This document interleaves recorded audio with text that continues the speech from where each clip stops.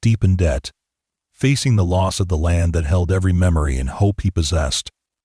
Harlan Wade thought his story was over, just another casualty of hard times and bad luck.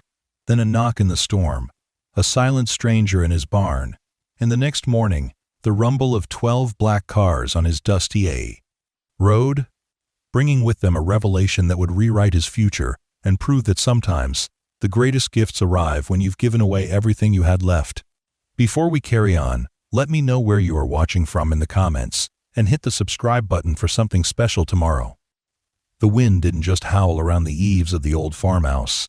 It shrieked, a high-pitched, mournful, predatory sound that seemed to scrape against the raw edges of Harlan Wade's soul, mirroring the vast, echoing emptiness in his gut. Rain didn't just lash against the window panes. It hammered, a relentless, furious assault that blurred the already dim view of the yard, turning the world outside into a chaotic, impressionistic watercolor of bruised grays, muddy browns, and fleeting, violent flashes of white from the lightning. It was a fitting, brutal backdrop for the storm brewing inside him. A tempest of worry that had gnawed at him for years, regret for decisions made and opportunities missed, and a deep, bone-weary despair that settled over him like a shroud, heavy and suffocating.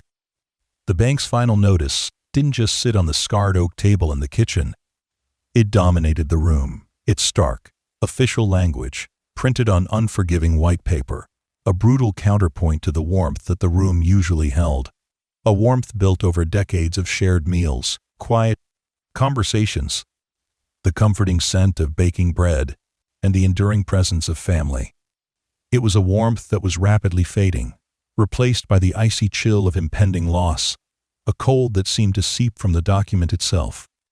The farm, the Wade homestead, 80 acres of gently rolling land that had been in his family for 3 generations, was gone, effectively speaking. The foreclosure date was set, irreversible, looming just days away like an execution date. He had fought. God, how he had fought. With every ounce of strength and stubbornness he possessed, working sunup to sundown, taking out loans with increasingly desperate terms, selling off equipment piece by piece, each sale a small, painful amputation. But the debt had been a monster, a voracious, insatiable beast, growing larger and more terrifying with every setback. Every failed crop, every unexpected expense, every doctor's bill. Now, the monster was not just at the door, it was through the door, its shadow falling over everything, ready to devour the land, the house, the barn, his history, his very identity. Harlan ran a hand over his face, the rough stubble of several days' growth scratching against his skin. He hadn't shaved in a couple of days, hadn't seen the point. What did it matter how he looked? What did anything matter, when his life, the only life he had ever known, was crumbling around him like dry earth? He was a man adrift, his anchor about to be cut, cast out onto an unknown, terrifying sea. The farm wasn't just land and buildings. It was his history, his lineage, his identity. He'd grown up here, learned to walk on these worn floorboards, learned to drive the ancient tractor on these fields, courted his late wife Sarah by the quiet, bending creek that bordered the back 40, raised his now-grown children within these sturdy, familiar walls.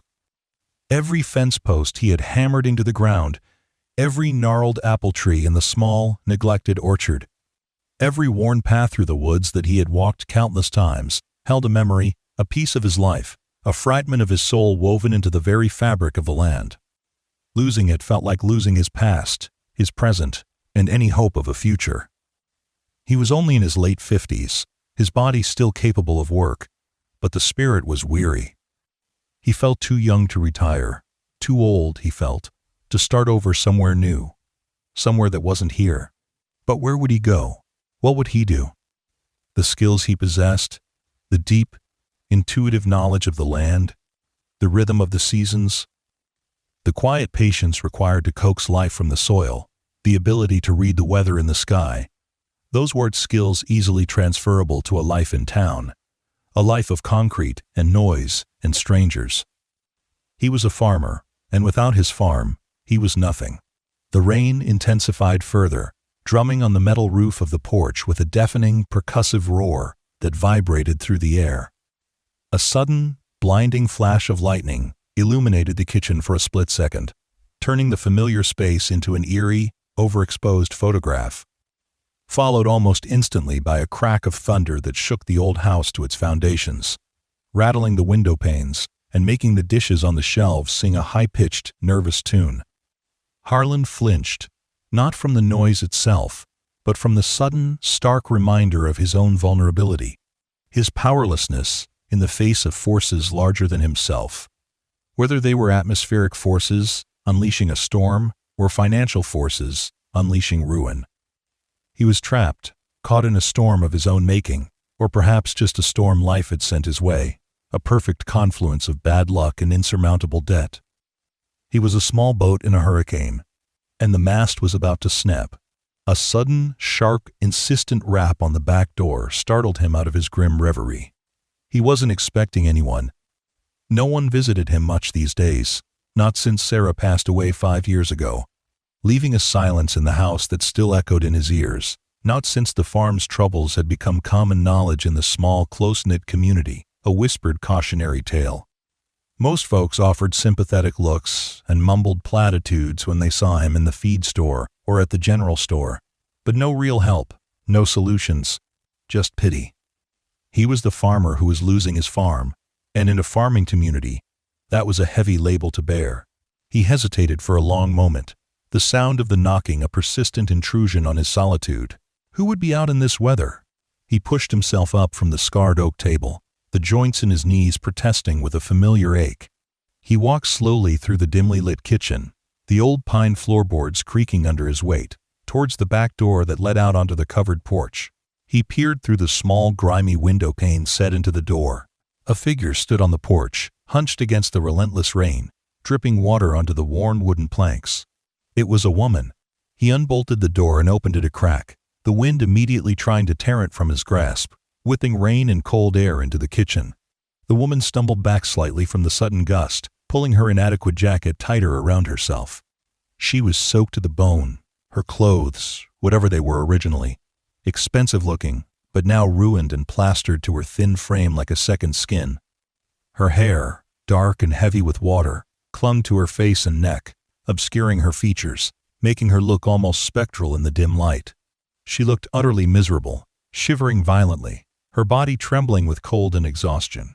"I'm so sorry to bother you," she said, her voice thin and trembling, barely audible above the wind's shriek and the drumming rain. "My car. It broke down miles back down the road. I tried to walk, find shelter. Got caught in the storm. Is there anywhere I could just get out of the rain for a bit? Just until it passes, please." Her last word was a quiet plea, filled with desperation. Harlan's first instinct, honed by years of solitude, by the self-contained nature of his struggle, by the sheer exhaustion of fighting a losing battle, was to say he couldn't help, that he had nothing to offer, that he was dealing with enough problems of his own, problems that felt insurmountable. He was on the brink of losing everything. He didn't have the energy or the resources, emotional or physical, for a stranger. He was drowning, and he couldn't save anyone else. But the second instinct, the one buried deep beneath the layers of weariness and despair, the one instilled in him by generations of Wades who believed you helped your neighbor, no matter what, who understood the harsh realities of rural life and the importance of community, rose to the surface, asserting itself over his self-pity and exhaustion. This woman was in trouble, vulnerable, alone, caught in a dangerous storm miles from anywhere. He couldn't just turn her away. It went against everything he had been taught, everything he believed in, even now, at the end. "You're soaked through," he said, his voice rough from disuse but not unkind. "Come on in, out of this weather. You'll catch your death." He opened the door wider, stepping back to let her enter the warmth and relative dryness of the kitchen. She practically stumbled inside, dripping water onto the worn linoleum floor, leading a trail of muddy puddles. The sudden warmth of the kitchen seemed to make her shiver even more violently, her body shaking with uncontrollable spasms. She hugged herself tightly, her arms wrapped around her chest, her teeth chattering faintly. She looked young, maybe in her early 30s, her features finely sculpted despite being drawn tight with cold and exhaustion. But it was hard to tell her age, with her hair plastered to her face and her body hidden beneath the ruined clothes. Her clothes looked expensive, even in their ruined state, the cut and fabric suggesting a world far removed from his farm. She didn't look like anyone from around here, not a local, not a tourist who knew the area. She looked utterly out of place, like a delicate, exotic bird blown off course and forced down in a harsh, unfamiliar landscape. "Thank you," she whispered again, her voice full of profound relief, her dark eyes, visible now beneath the dripping hair, meeting his for a fleeting moment. "Thank you so much. I didn't know what I was going to do." "Barn's warmer than the house right now," Harlan said, thinking quickly, his mind shifting from despair to practicalities. The farmhouse was old and drafty, and he kept the heat low to save money, bundling up in extra layers indoors. The barn, paradoxically, had a small, insulated workshop area he used for repairs in the winter months, and it had a reliable electric heater that could put out a decent amount of warmth. It would be drier and warmer for someone soaked through than the main part of the house. "Got a small heater out there in the workshop. You can get out of those wet things and get warm." He led her back out the back door, under the covered porch, and across the short, muddy distance to the barn. The wind was still fierce, whipping around the buildings, but the barn offered immediate, solid shelter from its force. He slid open the large, heavy door, the familiar smell of dry hay, old wood, and machine oil filling the air, a scent that was the essence of the farm, of his life. Inside, it was dim and quiet, the sounds of the storm muted by the thick walls, reduced to a dull roar and a steady drumming on the metal roof. He led her to the workshop area at the back, a smaller, enclosed room cluttered with tools hanging on pegboards, spare parts in dusty bins, cans of oil and grease, and old equipment tucked into corners. It was messy, but it was dry and had the heater. He flipped the switch on the wall. The coils inside the heater hummed to life, beginning to glow a dull orange, slowly radiating a weak but immediate warmth into the cold, damp air. "Sit here by the heater," he said, pulling up an old wooden stool closer to the glowing coils. "You need to get out of those wet clothes right away. Hypothermia is no joke in this kind of weather." He went to a metal cabinet where he kept old work clothes, rags, and other miscellaneous items. He pulled out a couple of clean, dry feed sacks, the kind used for grain, stiff and rough, but undeniably dry.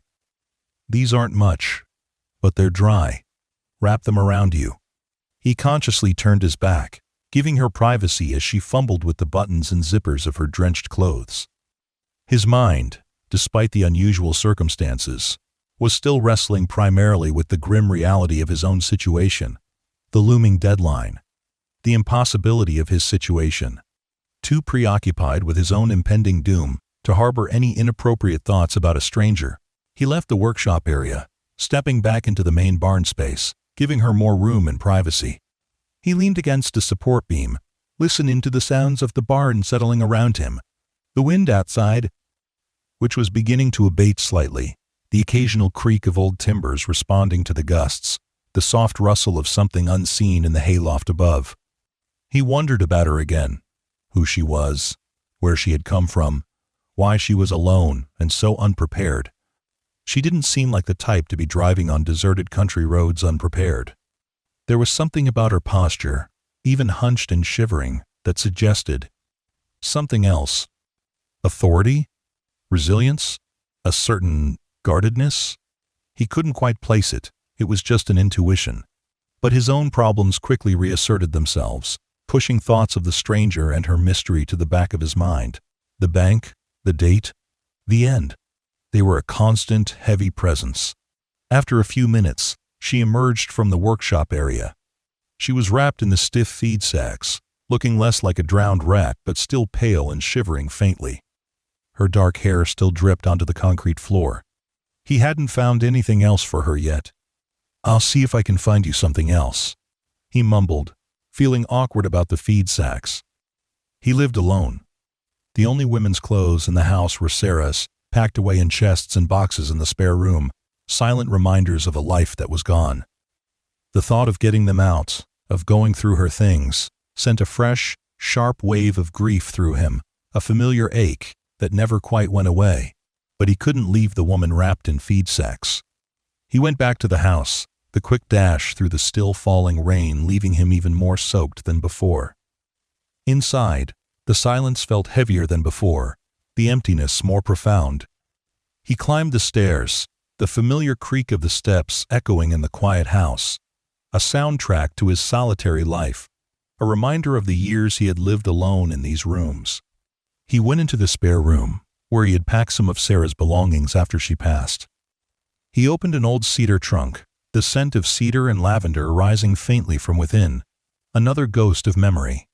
He carefully pulled out a pair of her old, soft gray sweatpants and a thick, faded blue sweatshirt, soft from countless washings.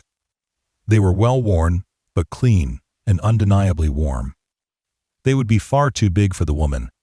Sarah had been taller and sturdier than this delicate stranger, but they would be clean and dry.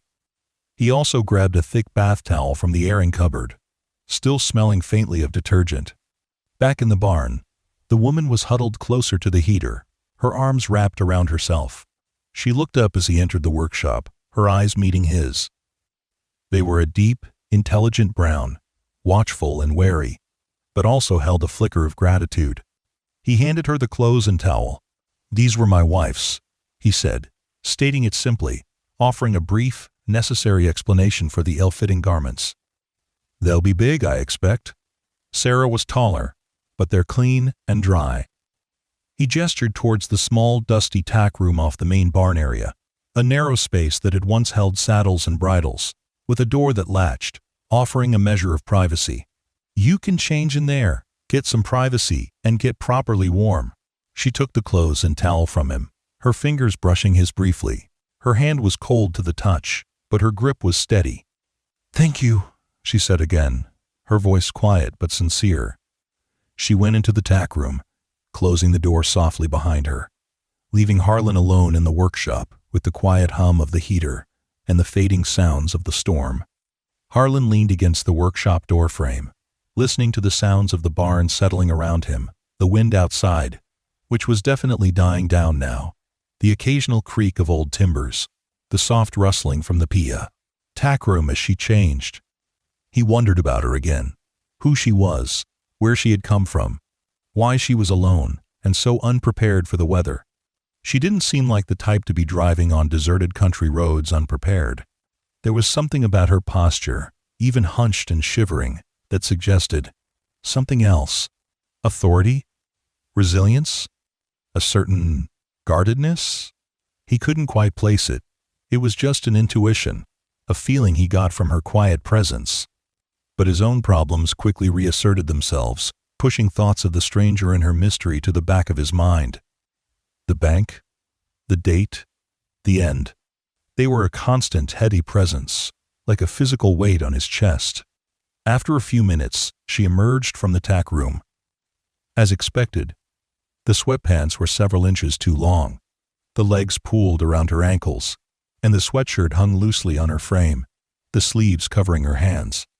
But she looked infinitely better, warmer, less fragile, the deep chill seemingly gone from her bones. She'd used the towel on her hair, which now fell in damp waves around her face, framing features that, though still drawn with fatigue, were finely sculpted, elegant, hinting at a world of privilege. "Thank you, Harlan," she said, using his name again, surprising him with the familiarity. "I'm much warmer now. Those feed sacks were rustic." She managed a small, wry smile, a flicker of humor in her tired eyes. "They're dry," he replied, allowing himself a small smile in return. "That's the main thing." He felt a flicker of satisfaction, a small win in a life that felt full of losses. "Got some stew on the stove up at the house," he said. "Leftovers from last night, but it's hot and hearty. You should eat something. Get some proper warmth into you." She hesitated for a moment, her gaze searching his face again, as if weighing something, making a decision. He didn't press, he just waited, his expression neutral, his own hunger a dull ache in his stomach. Finally, she nodded. I'd like that very much. Thank you. They walked together across the short, muddy distance to the farmhouse. The rain had eased to a steady drizzle. The wind still strong, but not as fierce as it had been moments ago. Inside the kitchen, the air was warm and smelled faintly of beef stew, old coffee, and the lingering scent of wood smoke from the stove. The room felt smaller, cozier, with her in it, a presence that broke the long-standing silence that had filled the house since Sarah's passing. He motioned her to the scarred oak table, the same table where the foreclosure notice lay hidden. He quickly slid the notice further under a stack of old newspapers and seed catalogs on the counter, a futile, almost childish gesture of concealment, a desperate attempt to maintain a facade of normalcy in the face of impending disaster. He ladled out 2 bowls of thick beef stew, leftovers from the batch he'd made a couple of nights ago. It was simple, hearty fare, made with the last of his frozen beef and vegetables from the garden. He set the bowls on the table with 2 mismatched ceramic spoons. He still didn't ask her name, didn't ask about her car, didn't ask anything about her life, her journey, her destination. She didn't offer any information either, maintaining her quiet reserve. They ate in a comfortable silence, the only sounds the gentle clinking of spoons against ceramic, the steady drumming of drizzle on the bean roof, and the quiet hum of the refrigerator. She ate slowly, deliberately, her eyes often scanning the room, taking in the details, the worn surfaces, the old appliances, the framed photos on the wall, photos of his family, of Sarah, of his children when they were small. She seemed to be observing everything, absorbing the atmosphere of the place, the history etched into its walls and furniture. There was a quiet intensity about her, even in her exhausted state, a sense that she wasn't just eating, but experiencing the space, the moment. "This stew is wonderful," she said finally, looking up at him, a small, genuine smile touching her lips, a smile that reached her dark, intelligent eyes. "Thank you, Harlan. It's exactly what I needed." "Just leftovers," he mumbled, feeling the familiar awkwardness under praise. He wasn't used to compliments, not anymore. "Made it a couple nights ago. Glad you like it." "You live here alone?" she asked, her gaze direct but not intrusive, a simple question that held a world of unspoken understanding. He nodded. "For a few years now. Since my wife passed." He didn't elaborate, didn't need to. The emptiness of the house, the single-place setting at the table, spoke volumes. She didn't offer condolences, didn't pry into his grief. She just nodded slowly, her expression thoughtful, her gaze lingering on the framed photos on the wall, particularly one of Sarah, smiling in the garden. "This farm," she said, looking around the kitchen again, her eyes sweeping over the worn but sturdy furniture, the view out the window. "It feels familiar. Like I've been here before, or seen it in a dream." Harlan felt a flicker of surprise, then a strange sense of connection. "Been in my family 3 generations, he said, a note of pride entering his voice despite the circumstances. "The Wade homestead. My grandfather bought it in the 30s. Not many folks come this way unless they're lost or mean to be here." She didn't respond to that, just continued to look around, a faraway, contemplative look in her eyes, as if searching for a forgotten memory. She finished her stew, set the bowl down gently, and thanked him again for the food and the warmth. She asked if she could stay in the barn for the rest of the night, just until morning. "I don't want to impose on you any further," she said, her voice slightly hesitant, mindful of being a burden. "But I'm not sure I can find my way back to the road in the dark, even if the rain stops completely. It seems quite isolated out here." Harlan readily agreed. It was the sensible thing to do. He couldn't send her back out into the dark, onto deserted roads, not after the storm she'd just been through. Not when she was so clearly exhausted. It went against his nature. He gathered a couple of extra blankets from the linen closet, thick and warm, smelling faintly of cedar. He walked her back to the barn, the air now cool and clean, the drizzle having stopped, though the ground was still saturated. The sky was beginning to clear, revealing glimpses of stars through the dissipating clouds. He showed her the tack room again, ensuring she had a private Dry space to sleep if she preferred it to the open workshop area. The heater in the workshop was still on, a low, comforting hum in the quiet barn. Call out if you need anything at all during the night, he said before leaving her there, alone in the quiet darkness of the barn. He watched for a moment as she settled into the tack room, pulling the blankets around herself, a small, solitary figure in the vast, echoing space. Then he closed the barn door most of the way, leaving just a crack for air and a sliver of light, and walked back to the silent, empty farmhouse, the weight of his own problems settling back onto his shoulders with renewed, crushing force. Sleep was elusive that night, a distant, unattainable luxury. His mind was a relentless whirlwind of anxieties about the foreclosure, the looming deadline, the impossibility of his situation, the sheer, terrifying uncertainty of his future. Interspersed with these grim thoughts was the image of the woman in his barn, Amelia Vance, her quiet presence, her watchful eyes, her comment about the farm feeling familiar. It was a strange, unexpected interruption to his pervasive despair, a brief moment of human connection, of focusing on someone else's needs. In the face of his overwhelming isolation, he wondered about her, who she was, where she had come from, why she was alone and lost. But his own worries, the monstrous debt, the impending loss of his home, quickly pushed these questions aside. They were too large, too immediate, too real to allow for much thought about a passing stranger. When Harlan woke the next morning, it wasn't gradually, but with a sudden jolt of anxiety. The familiar weight of dread immediately pressing down on him. The sun was just beginning to paint the eastern sky with pale hues of pink and gold, the promise of a clear day after the storm. The world outside felt fresh and clean, washed new by the rain, sparkling in the dawn light. He made coffee, the familiar, comforting ritual, a small anchor in the vast sea of his anxiety. A moment of normalcy in a life that felt anything but normal. He thought of the woman in the barn. He should check on her, make sure she was all right, see if she needed help finding her car, maybe offer her a ride to town if she needed it.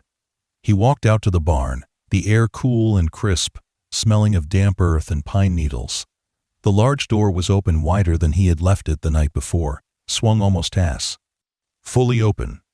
He called out, "Amelia? Are you still here? Everything all right?" Silence answered him, the only sounds the distant chirping of birds and the gentle rustle of leaves in the trees. He walked into the workshop area, then checked the tack room. It was empty. The blankets were folded neatly on the floor of the tack room, just as he had given them to her. She was gone. Just like she had arrived, she had disappeared, silently, without a trace, before sunrise. No note, no message, nothing left behind but the faint impression of her presence, like a ripple on the surface of a pond that quickly fades away, leaving the water still and undisturbed.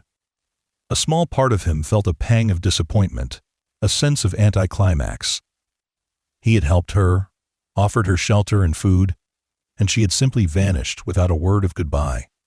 It felt abrupt, unexplained, but mostly, he felt the familiar, crushing weight of his own reality descend again, heavier now after the brief respite. The brief interruption was over. His life was still on the brink. The farm was still lost. The deadline was still looming, just days away. He walked out of the barn, the rising sun doing little to lift the heavy weight in his chest. The world outside might be clean and new, but his world felt old and broken. He spent the morning going through the motions, doing small chores that didn't really matter anymore, the kind of busy work that kept his hands occupied and his mind from dwelling too much on the inevitable. He checked the fences, walked the perimeter of the property, his boots sinking into the still soft earth, each step a reminder of the land that was no longer truly his. He thought about what he would do when the bank took over, where he would go, how he would live. The future was a terrifying blank space. He was in the yard, near the back porch, contemplating the daunting task of starting to pack some of the larger items, when he heard it. A low rumble in the distance, growing steadily louder, a sound that was distinct from the usual rural noises. It wasn't the sound of a single vehicle, but something larger, something sustained, a procession. He walked out to the edge of the yard, shielding his eyes against the morning sun, looking down the long, winding dirt track that led to the county road, nearly a mile away. Dust. A large, swirling cloud of dust was rising on the horizon, moving steadily towards the farm. As it got closer, the rumble grew into a distinct engine noise, and he could make out shapes within the dust cloud. Cars. Not just one or two, but many. A line of cars. Black cars. He stood transfixed as the convoy approached, a long line of dark, sleek vehicles moving with purpose and speed down his ball. Humble dirt road, a road usually traversed only by his old pickup truck, the mailman's Jeep, or the occasional neighbor's tractor. 1, 2, 3. He counted them as they got closer, his heart pounding in his chest with a mixture of confusion and apprehension. 12 black cars, identical and imposing, followed by a large, dark SUV bringing up the rear. They didn't slow down as they reached the turnoff to his farm. They simply turned in, one after another, a silent, imposing procession that seemed to swallow the narrow dirt track whole. They drove up the track, filling the air with the sound of their engines and the swirling dust, pulling into his yard, fanning out and parking in a precise, almost military fashion, forming a semicircle that surrounded the SIA. Farmhouse and barn. The sheer number of vehicles, their uniformity, their silent, powerful presence, was overwhelming. Harlan stood by the porch, rooted to the spot, his mind reeling. This wasn't a social call. This wasn't the bank. They usually sent one car, maybe two. This was something else entirely, something he couldn't even begin to comprehend. The doors of the cars began to open, one after another, in quick succession. Out of the first few cars stepped men in dark suits, their expressions serious, their eyes scanning the surroundings with a professional intensity that missed nothing. Some of them wore earpieces, their hands held casually, but ready. Armed security. Harlan felt a prickle of fear, a jolt of adrenaline. What was happening? Who were these people? Why were they here, on his farm? Then, the doors of the central cars opened. More men in dark suits emerged, carrying briefcases, looking formal and out of place in the rural setting. And from one of the cars in the middle of the convoy, a woman emerged. She was dressed in a sharp, tailored suit, the fabric expensive and impeccable, her hair neatly styled, her posture straight and confident. She radiated an aura of power, grace, and authority that was unmistakable, a presence that seemed to fill the yard. It was the woman from the storm, Amelia Vance. She looked completely different from the bedraggled, shivering figure he had sheltered just hours ago. Transformed. The vulnerability was gone, replaced by a quiet strength and an undeniable air of command.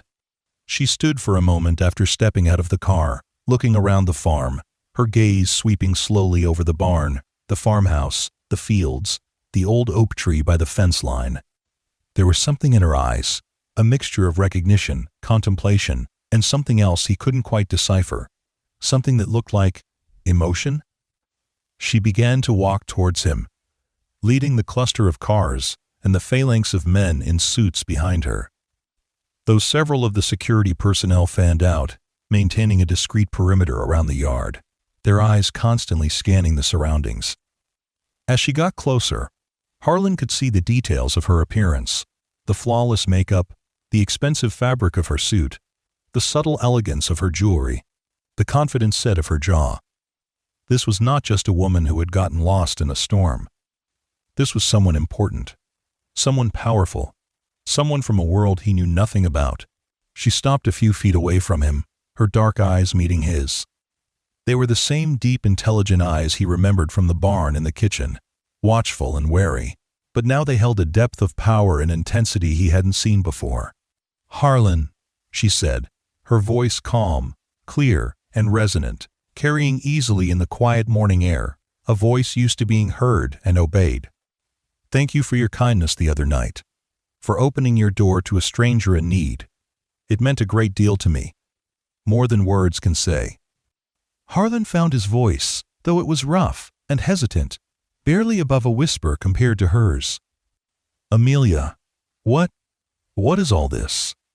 He gestured with a trembling hand to the convoy of black cars, the men in suits, the armed security personnel who stood silently, watching. Amelia's expression was serious, her gaze unwavering. "Harlan, my name is Amelia Vance. I am the CEO of Vance Industries." The name, Vance Industries, didn't register immediately in Harlan's mind. He lived a quiet life, far removed from the world of corporations and finance. But the way she said it, the reaction of the men around her, the sheer presence of the convoy, the aura of power she exuded, all of it conveyed the significance. Vance Industries. He vaguely remembered seeing the name on large buildings in the city he rarely visited, glimpsing headlines in newspapers about a powerful global company. A billion-dollar company.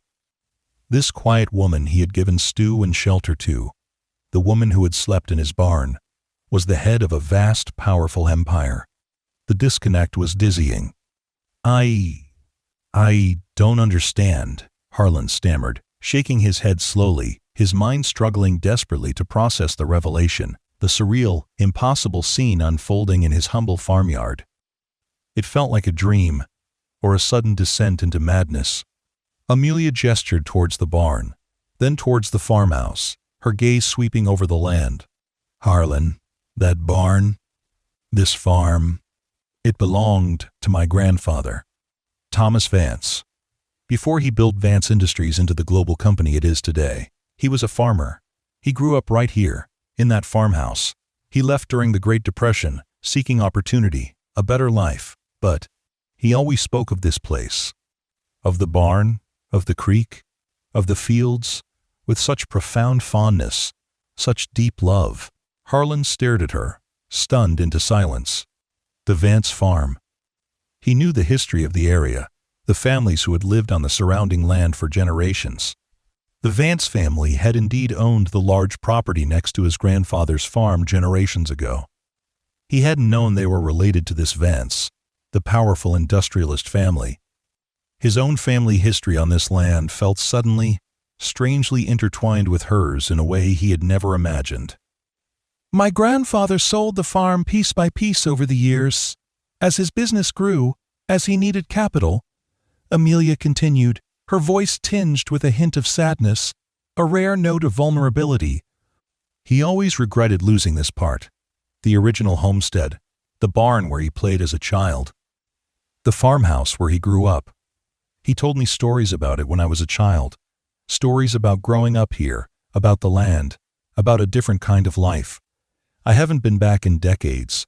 My life has been demanding, all-consuming, disconnected from my roots, from that history." She looked back at the barn, a faraway, contemplative look in her eyes, as if seeing not the aging structure, but the memories it held. "The other night, getting lost in the storm, my car failing, ending up at your door, it felt like fate. Harlan, like the universe, intervened.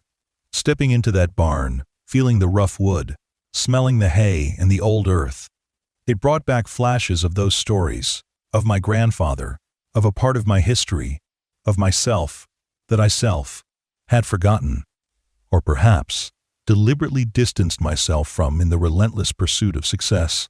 End quote. She turned back to him, her gaze intense, her dark eyes holding his. "Your kindness, Harlan, a stranger helping another stranger with no expectation of reward. No questions asked. It was a profound, jarring experience for me. It cut through all the noise, all the complexity, all the artifice of my life. It was simple, pure, human goodness. It reminded me of the values my grandfather held, the kind of man he was before the billions, before the power.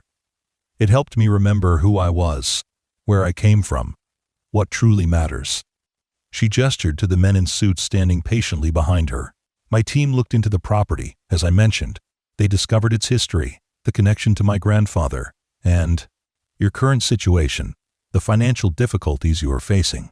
Harlan felt a fresh wave of embarrassment and dread wash over him.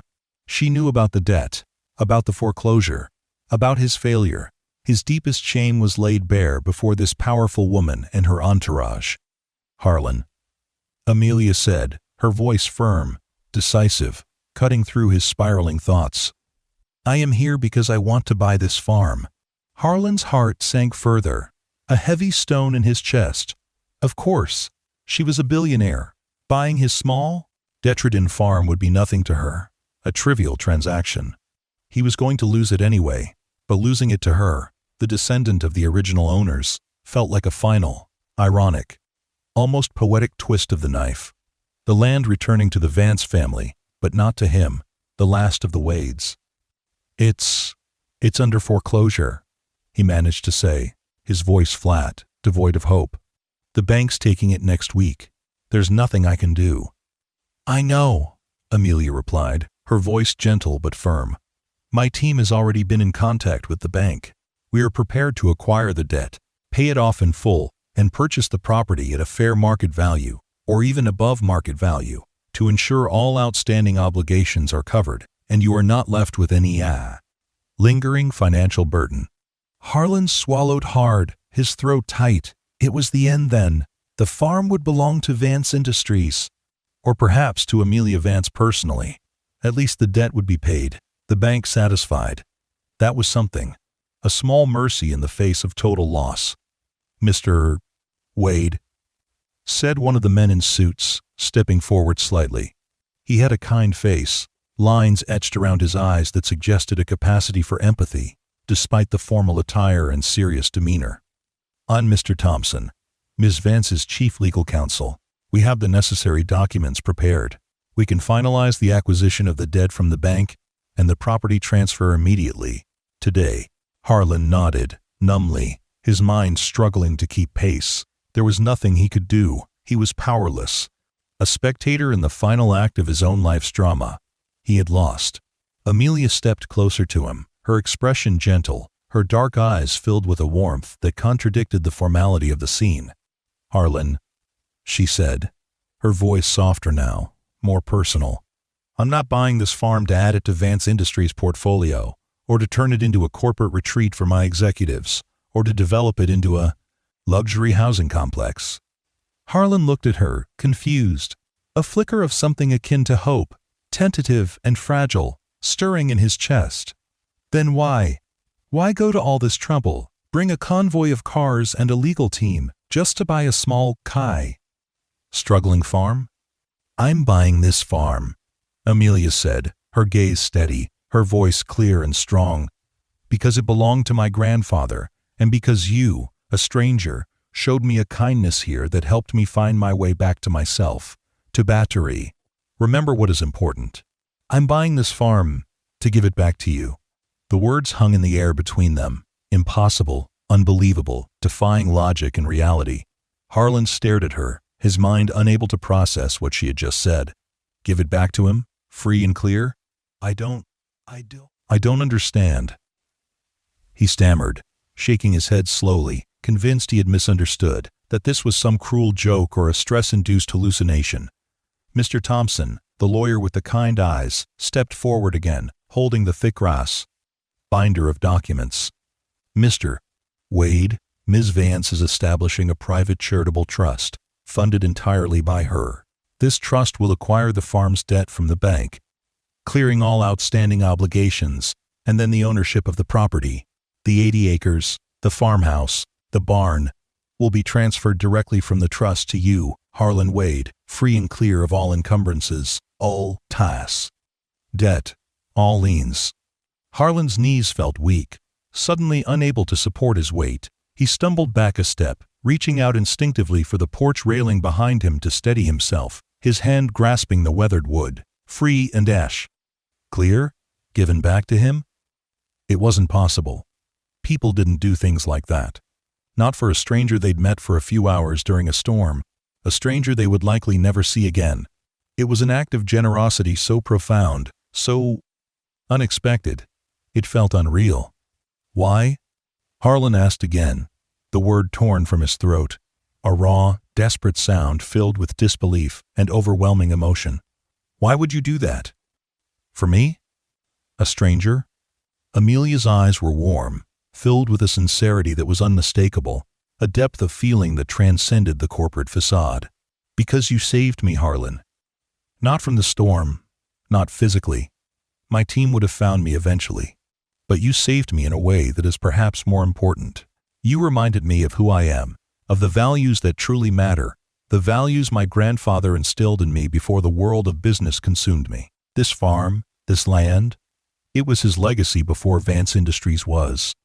It represents a connection to something real, something authentic, something rooted, something I had lost touch with in the relentless pursuit of success and power. Your simple, unconditional kindness, shown to me on this land, in that barn that holds my family's history, felt like a sign. A way to honor my grandfather's memory, and a way to repay a debt that has nothing to do with money, and everything to do with humanity.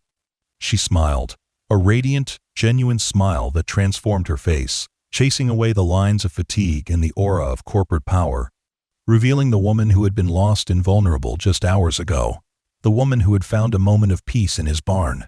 Consider it an investment in kindness, Harlan, and a way to ensure this land, my grandfather's home, remains what it is meant to be, a working farm, tended by someone who loves it, someone who understands it, someone who embodies the kind of simple, honest goodness that this place represents. Someone like you. Harlan felt tears welling up in his eyes, hot and unexpected, blurring his vision. He hadn't cried in years, not since Sarah's funeral, not since the day he knew the farm was truly lost, the weight he had been carrying for so long, the crushing burden of debt and despair, the fear of losing everything, suddenly, miraculously lifted, leaving him feeling immobile, lightheaded, shaky, overwhelmed by the sheer magnitude of the gift. It was too much to comprehend, too sudden, too impossible. A billionaire CEO, a convoy of black cars, armed security, a legal team, all here, on his humble farm? To give him back the land he thought was lost forever.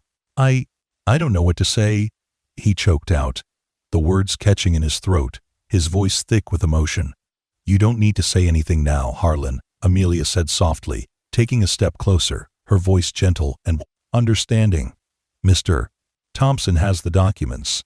He can explain the process, answer any questions you have. There are no catches, no hidden clauses, no expectations of repayment. The land will be yours, free and clear. The debt will be paid. Your home is safe, that is all. Mr. Thompson stepped forward, holding the binder open, ready. Mr. Wade, we have prepared all the necessary legal instruments to effectuate Ms. Vance's wishes. The process is straightforward. We will handle the acquisition of the debt from the bank, which will immediately halt the foreclosure proceedings. Then, the property will be transferred from the trust, which is merely a temporary legal vehicle for this transaction, directly to your name. It will be legally yours, with no mortgage, no liens, no outstanding debt whatsoever. We can begin the signing process whenever you are ready.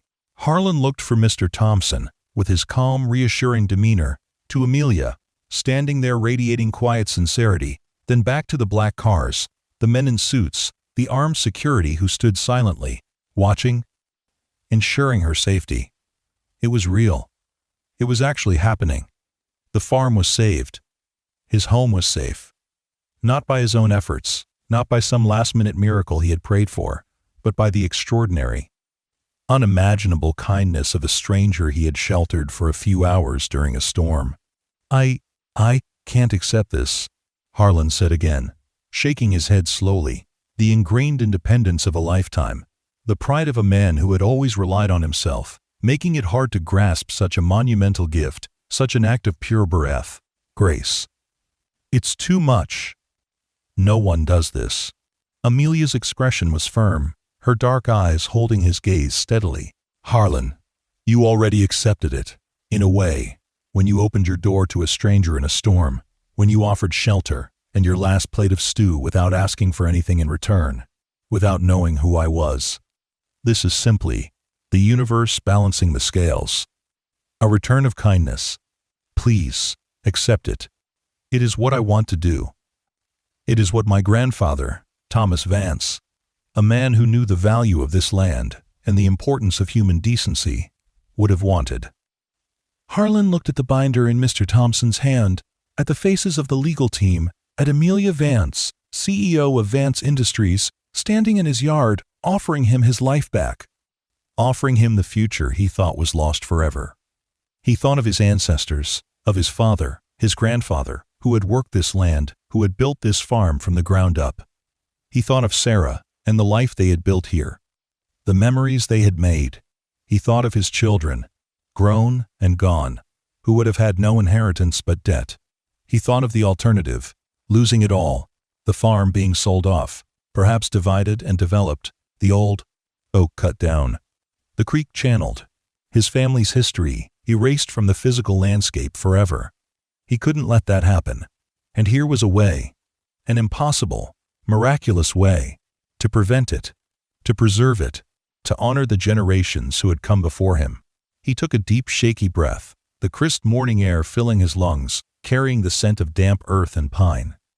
"Okay," he said, his voice stronger now, filled with emotion, with a profound sense of awe and gratitude. "Okay, I accept. Thank you, Amelia. Thank you. From the bottom of my heart." Amelia smiled, a smile of genuine warmth and deep satisfaction. "You are very welcome, Harlan. It is my privilege. This land deserves to be cared for, and you are the one to do it." Mr. Thompson stepped forward, extending the binder. "If you're ready, Mr. Wade, we can begin the process of signing the documents. It will take a little time, but it is straightforward. By the end of the day, this farm will be legally yours again, free and clear of all debt." Harlan nodded, his hands trembling slightly as he reached for the binder, his fingers brushing against the smooth, expensive cover. The weight of it felt different now. Not the crushing weight of debt and despair, but the weight of an incredible gift, the weight of a future he hadn't thought he had, the weight of possibility. The rest of the morning and well into the afternoon were a blur of legal proceedings, conducted right there in his kitchen, the heart of his home. Mr. Thompson and his team were efficient, professional, and surprisingly kind. They explained each document in clear, understandable language, patiently answering all of Harlan's questions, ensuring he understood every aspect of the transfer. Harlan signed papers, his hands steadying as he went along, watching as the complex machinery of finance and law worked swiftly and seamlessly to unravel the years of debt and transfer ownership of the land. Amelia remained present throughout, not interfering with the legal process, but sitting quietly at the kitchen table, sometimes watching Harlan, sometimes looking out the window at the barn and the fields, a thoughtful, serene expression on her face. She spoke occasionally, offering a word of reassurance or clarification, her presence a calming force amidst the formality of the legal proceedings. He learned more about Amelia during the breaks in the signing. She spoke briefly about her grandfather, Thomas Vance, his love for this farm, the stories he told her as a child that had stayed with her, buried beneath the layers of her demanding life as she built her own empire. She spoke about feeling disconnected from that history, from the simple, tangible reality of the land. She spoke about the personal crisis she had faced the night of the storm, something that had left her feeling lost and questioning her path, leading her to seek solitude and ending up, by chance or fate, on his doorstep. Harlan's simple act of humanity, his unconditional kindness in offering shelter and food without question, she reiterated, had been a profound moment of human connection that had resonated deeply with her. A stark contrast to the often transactional nature of her world, a powerful reminder of fundamental values that often got lost in the relentless pursuit of success. The farm, her grandfather's farm, had been the perfect, unexpected place for that realization to occur, for her to reconnect with her roots and with a sense of genuine human goodness. By late afternoon, the last document was signed, the last seal affixed, the last digital transfer confirmed. Mr. Thompson closed his briefcase with a soft click. "It is done, Mr. Wade," he said, a genuine smile on his face, a smile that reached his kind eyes. "The bank has been paid in full. The foreclosure is canceled. The property is legally transferred from the trust to your name. Miller's Creek Farm is officially yours again, free and clear of all debt, all liens, all encumbrances. The deed is being filed with the county recorder's office electronically as we speak." Harlan sat at the kitchen table, the the reality of the words slowly, finally sinking in. It was over. The debt was gone. The farm was his. A profound sense of relief, gratitude, and disbelief washed over him. So powerful it felt like a physical force. He looked at the stack of signed documents on the table, at Mr. Thompson, at Amelia. Amelia stood up and walked over to him, her movements graceful and deliberate. She extended her hand across the table. "Congratulations, Harlan," she said, her voice warm, her smile radiant. "It's yours. Where it belongs. Where it was meant to be." Harlan reached out, his calloused fingers, roughened by years of working the soil, closing around her soft, elegant hand. "Thank you, Amelia," he said, his voice thick with emotion, the words barely audible. I don't know how to thank you. It's impossible." "Your kindness was thanks enough, Harlan," she replied, her smile unwavering. "This land holds memories for me too, memories of my grandfather, of his stories. Knowing it is safe, in your hands, tended by someone who loves it as much as he did, means a great deal to me. It feels like completing a circle." Slowly, the legal team and security personnel began to pack up their briefcases and equipment. The black cars started to leave. One by one, driving back down the long, winding dirt track, raising a final cloud of dust before turning onto the county road and disappearing from view. The yard, which had been filled with their imposing, silent presence just hours ago, felt strangely empty, quiet once more, the only sounds the distant birdsong and the rustle of leaves. Harlan walked out onto the porch with Amelia, watching the last car disappear down the road. The sun was beginning to set, casting long, golden shadows across the fields, illuminating the dust motes dancing in the air. The farm was quiet, peaceful, bathed in the warm light of the setting sun. It was his. Amelia stayed for a little while longer, walking the property with him in the soft evening light. It was a surreal tour of the farm that was now debt-free, a gift from the woman beside him. Harlan showed her the old oak tree, its branches silhouetted against the sky. The quiet bend in the creek where he and Sarah used to sit. Amelia pointed out places her grandfather had mentioned in his stories, a specific rock formation by the creek, the way the light hit the barn in the late afternoon, just as he had described. There was a shared sense of connection to the land, a bond that transcended their vastly different backgrounds and experiences, rooted in history and unexpected circumstance. As the sun dipped below the horizon, casting the sky in fiery hues of orange, pink, and purple, Amelia prepared to leave. Her large, dark SUV was waiting by Asha. The barn? The driver standing patiently by the open door. "I'll keep in touch, Harlan," she said, standing by the car, her silhouette outlined against the twilight sky. "I'd like to visit sometimes, if that's all right. See how the farm is doing. Check in." "You're welcome here any time, Amelia," Harlan said, his voice filled with immense, heartfelt gratitude. "Always. This place, it wouldn't be here, wouldn't be mine, if it wasn't for you. You saved it." Amelia smiled, a genuine, warm smile that reached her eyes, reflecting the colors of the sunset. "It was here long before me, Harlan. It was here before my grandfather. It has its own life, its own strength. I just helped clear away some obstacles that were threatening it. You're the one who keeps it alive, who understands it, who loves it. That's the important part." She got into the SUV, and with a quiet, almost silent hum, it pulled away, driving slowly down the long dirt track, leaving Harlan alone in the gathering dusk. He watched until the taillights disappeared onto the county road. He stood on the porch for a long, long time, the silence of the farm settling around him. A silence that was no longer heavy with despair, but filled with peace and possibility. It was over. The struggle, the despair, the fear of loss. The farm was safe. It was his, truly his, in a way it hadn't felt for years, perhaps ever.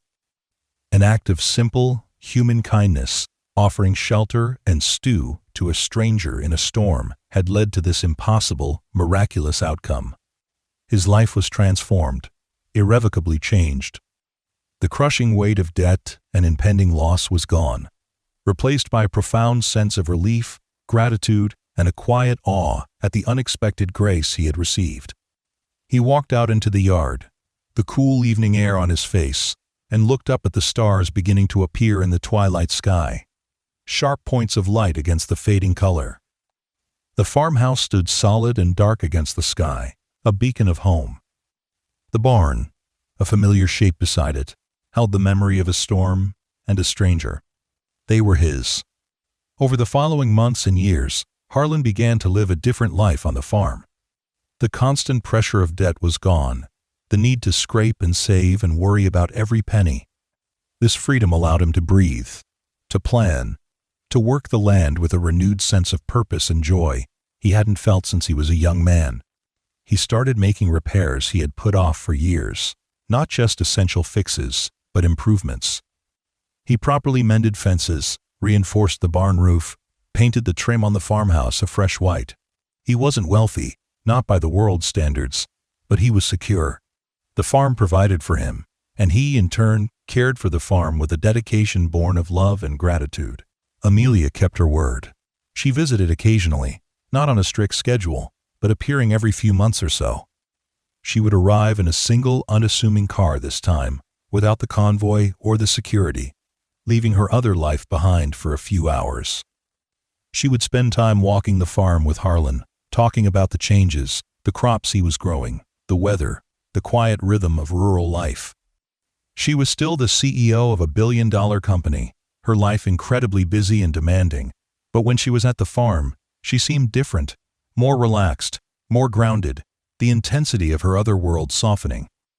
Around the edges, she spoke less about business and more about her grandfather, about his memories of this place, about how visiting here felt like connecting with a part of herself she had lost, a simpler, more authentic self. Their friendship grew, an unlikely but deep bond between the quiet farmer and the powerful CEO, forged in a storm and strengthened by a shared connection to the land and an act of extraordinary kindness.